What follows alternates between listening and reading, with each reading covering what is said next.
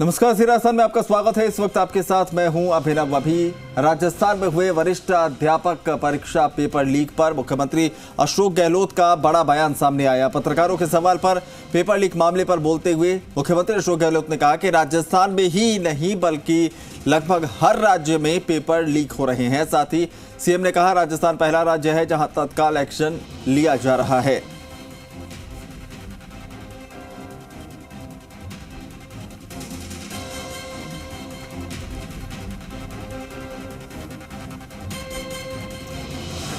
तो paper leak होना चिंताजनक बताया मुख्यमंत्री ने। कहा, दोषियों के खिलाफ सख्त कार्रवाई की जाएगी, किसी के साथ अन्याय नहीं होने देंगे। राजस्थान ही नहीं, कई राज्यों में पेपर लीक हो रहे हैं, लेकिन राजस्थान पहला राज्य है जहां तुरंत एक्शन लिया जाता है।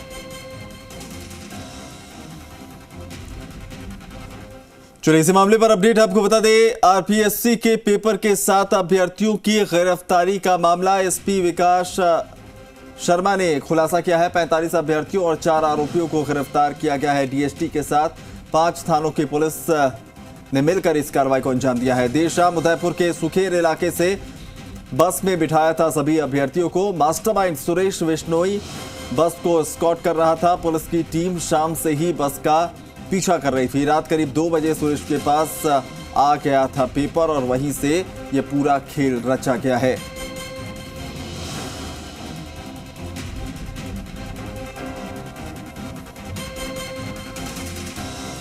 तो इस पूरे मामले को लेकर विस्तार से जानकारी दी गई है। आरपीएससी के पेपर के 7 अभ्यर्थियों की गिरफ्तारी पर जानकारी दी गई है। एसपी विकास शर्मा ने इसको लेकर खुलासा किया है। 45 अभ्यर्थियों और 4 आरोपियों को इसमें अभी तक दबोचा जा चुका है। डीएसटी के साथ 5 थानों की पुलिस ने मिलकर इस कार्रवाई को अंजाम दिया है। देर शाम उदयपुर के सुखेर इलाके से बस में बिठाया गया सभी अभ्यर्थियों को।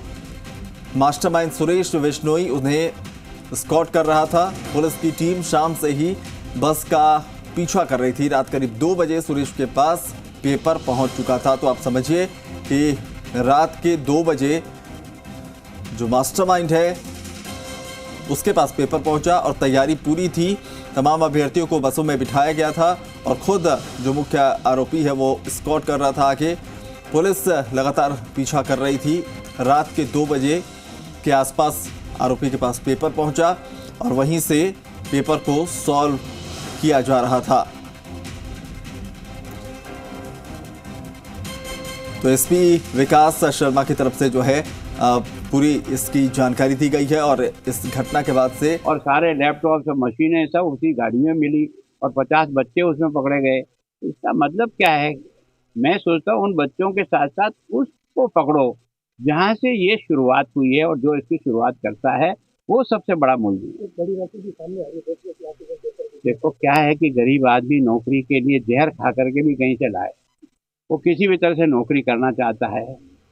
अब उसकी पीड़ा को अगर ये इस प्रकार की जो गैंग है वो शोषण करती है तो उनका भी, और निश्चित रूप से मेरा कहना ये है कि जहाँ से चलता है वहाँ जब तक मार नहीं करोगे तब तक इस बीमारी का इलाज नहीं।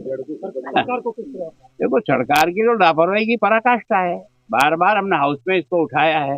रीट के पेपर आउट हुए, 50 लाख बच्चों के पेपर अब तक आउट हो चुके हैं, आज और हो गया है। तो उन बच्चों की पीड़ा को और उनके माँ बाप की गरीबी का जो कुछ हाल हो रहा है उसको रहम आता हो तो परीक्षा का सिस्टम बदले।